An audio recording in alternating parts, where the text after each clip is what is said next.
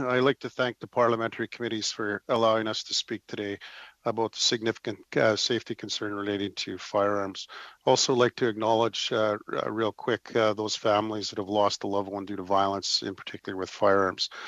Myself, I've been in police leadership for approximately 20 years, serving both as a police chief in two services, currently Edmonton, as mentioned, and a former deputy minister of public safety. As a police service in Edmonton, most of our gun crime happens with handguns. We support any legislative tools and powers that might help enforce and prevent gun crime in Edmonton.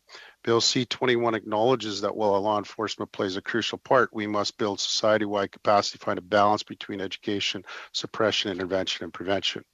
Give you a bit of a local context. Over the last 2 years in Edmonton, like many other jurisdictions, we have seen an increase in illegal ownership of violence use of firearms. In 2022, we've taken 528 firearms off the street. Year to date, our officers have responded to 127 shootings, 50% resulted in injury, 85% considered targeted. In the same time frame in 2021, 125 shootings, 57% result in an injury, which had the potential for bystanders to be injured. Most of the violence remains targeted through provides little comfort to the communities who are often left reeling in the aftermath of gun violence happening in their backyards. We continue to work diligently to mitigate these crimes, but the gang and organized crime groups driving gun violence are growing more brazen and so disregard for the law, including the legislation we're discussing here today. Now, I want to break this into two parts. There's things that we support and there's some things that we have some serious concern with, and I'll try to run through those real quickly. I'm encouraged by parts of Bill C-21 that strengthen our existing approach to firearms, the proposed implementation of new offenses, intensified border controls, and stronger penalties combat trafficking and smuggling, all beneficially deterring the criminal element. Provisions prohibit the import, export, and sale of replica firearms is also greatly appreciated. The use of replica firearms to commit crime is something that we see quite often in Edmonton. Now, while these are good first steps, we must have a balanced and impactful legislation. And I just want to go into, I have concerns, and certainly EPS has concerns about the logistics, resources, and long-term impacts of other portions of this proposal. Handgun freeze. A handgun freeze will reduce the number of handguns in circulation in the long run. That is the belief. In the short term, we expect that those wanting to acquire guns will find alternatives, increasing incidences of smuggling, 3D printing, and conversion of airsoft guns.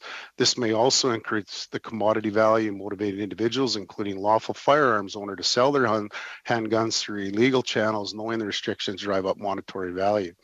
Additionally, we share a border with one of the largest sources of handguns.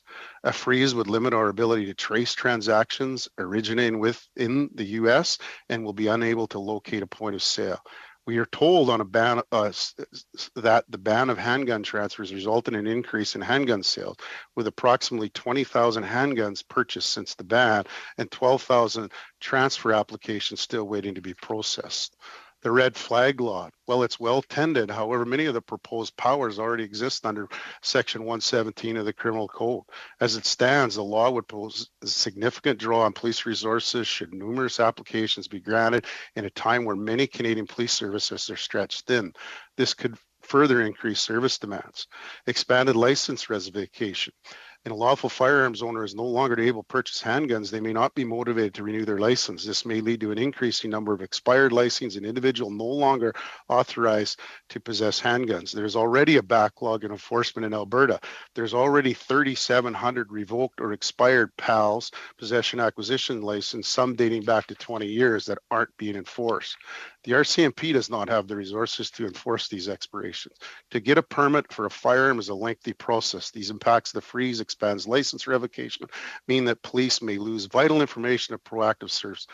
The buyback program. Police service still waiting more information in place. The implementation of the buyback program, like other service, I should share concerns how it will impact police resources, and I'm not actually sure what the benefit might be. Not long ago, we had a large shooting event. I want to share a success story of just how this works. Multiple shooters in relation to a large crowd outside an individual, some deceased, some injured. Through the work that we did in relation to that, getting the firearm, finding the firearms, tracing the ammunition, we basically were able to trace this to a gun that came up through the US, did multiple shootings in another Canadian jurisdiction. As a result, we, in a very short period of time, had 4 people in custody, preventing further offenses.